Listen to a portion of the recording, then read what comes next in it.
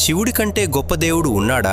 ఆ దేవుడెవరో తెలుసా? ఒకసారి శివుడు గాఢంగా ధ్యానం చేస్తుంటే పార్వతీదేవి ఒక ఆశ్చర్యకరమైన ప్రశ్న అడిగింది. మీరు దేవుడే కదండి, మీరు ధ్యానం చేయటం ఏంటి అని. అప్పుడు శివుడు ఇలా అంటాడు, నాకంటే దేవుడు ఉన్నాడు పార్వతి.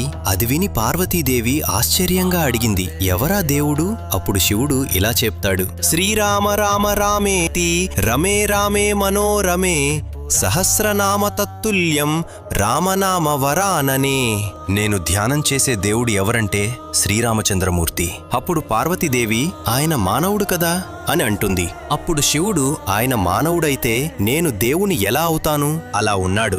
అదే పొద్దున్న 10ంటికి పట్టాభిషేకమని రాత్రి 10ంటికి వనవాసమంటే రెండిటిని సమానంగా తీసుకోగలిగినవాడు ఎవరైనా ఉంటారా ఈ సృష్టిలో పార్వతి? శివజ్ఞానం అంటే అదే కదా, శివజ్ఞానం అంటే అదే కదా. అటువంటి మహానుభావుడైన శ్రీరాముడినే నేను ఆరాధిస్తున్నాను.